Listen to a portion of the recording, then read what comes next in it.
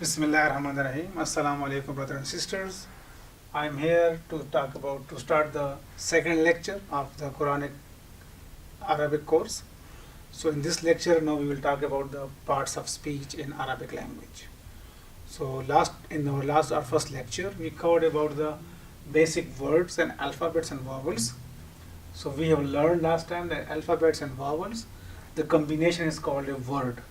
So now to help to understand the terminology of Arabic language, word in Arabic is called lafz, alphabet is called harf is a singular, huruf is the plural, haraka is a vowel, harakat is the plural. Even if you don't remember all these, it's fine, but we just know about it that just like English, word is a combination of alphabets and vowels, which is called lafz. In Arabic, a lafz could be meaningful or could be non-meaningful. I know because I'm from Pakistan and Urdu language is my language, I understand. So the non-meaningful words, that's why that we say chai, shai, pani, vani. So vani and shai, these are the non-meaningful words, and chai and pani, these are the meaningful words. So our course that we are talking, we will be mainly concentrating on the meaningful words. In other words, every word in Quran is a meaningful word, and meaningful word in Arabic is called kalima. So kalima is going to be our scope. So when we say word in English, meaningful word equal to kalima in Arabic language. Let me write it, meaningful word.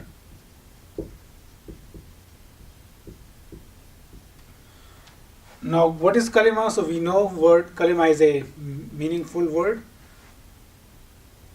For what are the parts of speech in Arabic language?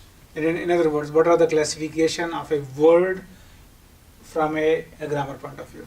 So you may have learned in your English language courses that parts of speech in English there are 7, like noun, pronouns, adjectives, and verbs and others. So there are 7 classifications. In Arabic language, it's simple. We have only 3 levels of classifications. What are those? One is called noun.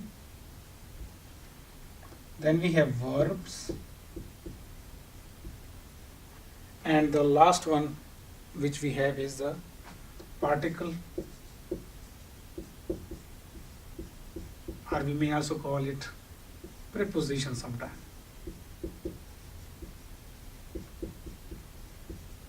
So these are the 3 parts of speech in Arabic language. What is noun? In Arabic we call ism. So ism is equal to noun. What is verb? It is fa'il.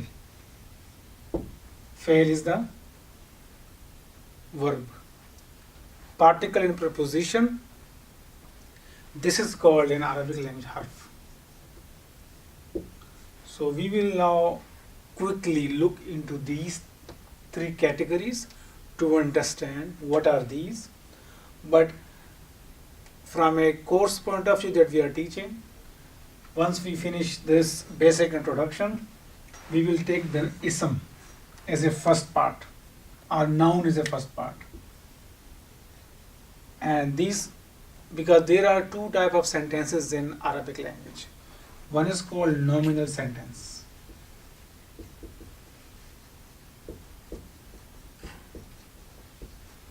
And the other is called verbal sentence.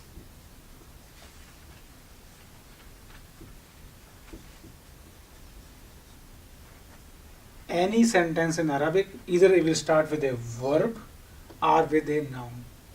So the sentences starting with a noun are called the nominal sentences, and the sentences started with a verb are called a verbal sentences. So these are the 2 basic type of the sentences in Arabic language that we will learn, and it's a big subject that we will take one by one. So the first part of our course, which we call 101, Arabic 101, Quranic Arabic 101, that is mainly talking about the ism and nominal sentences. And when we move to the fail or to the verbal sentences, these are called Arabic 1 or 2 course, and this would be the set of lectures talking mainly about the verb. And then after finishing these two, then we'll move to the advanced part where we'll be learning some advanced grammatic structure, and that we call 103, or you may call it some advanced courses. What is harf? Harf is, we will come later. Harf are some of the this we will learn together with 101 and 102. These are just some helping constructs whenever we build any sentence. So let's have a quick review. What is ism, what is fail, and what is harf? Everybody knows about noun, that noun is a name of a place, name of a thing, or a name of a person. So who is the best person that we remember is Muhammad. So if I write Muhammad, so actually it is Muhammadun from a complete Arabic point of view. So Muhammadun is actually ism. It's a name of a person. What's the best place we all would like to go? Makkah. So it's a Makkah too. So it's a name of a place, it's another noun. What is the book they want to read? For example, the name of thing, we say Kitabun. It's a name of a book. Or if you have to be specific, we may say Quranun. Kitab is any book. Quranun is a specific, the holy book. So these all are the examples of the noun that now you can understand. Why these are called noun, and what are their symbol that we can identify these are nouns or not. Inshallah, when we start talking about the nominal sentences, inshallah we will be able to learn about it. But just I'm giving you a few examples. What is verb? So we know verb is a action that take place in a particular tense. What is tense?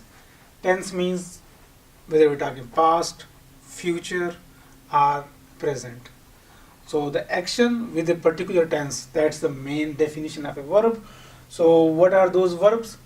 In English we all know, we say he went, she sleeps, they will eat. So if you look these, what are the actions happening over there? Somebody is going, right? It is a past. Somebody is sleeping in the present. Someone is going to eat, but in the future. So these three words, as you can see, these are the verbs in English point of view, and these are called verbs, and Arabic called fail. So similarly, we would have equivalent words or kalimas in Arabic language for every action that would have a particular tense attached. So what are those verbs? How we start them, inshallah? So when we go to the verbal sentences part, we are going to do it. Now last thing about the particles or the prepositions. So this is the same like in English language. We have many words or particles that are only helpful, give us a meaningful expression when they come together with either a verb or a noun. For example, we say on, from, to. So these all are now a few examples of a particles or prepositions in English language. Now, only these words don't give us any meaningful expressions or meanings unless we say something on what? On table.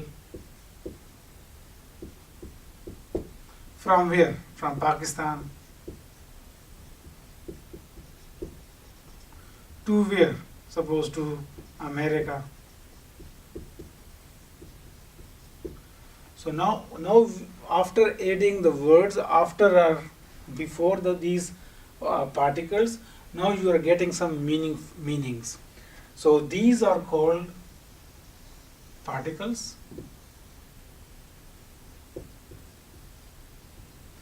or in Arabic is called harf. One or huruf will be the plural. So these, similar to English, these only comes together with noun or a verb. Just give you example in Arabic language, if you know, we say Allah. Allah means on. And then you say Allah. Now after Allah we need to put something, correct? And when you say Allah Ibrahima,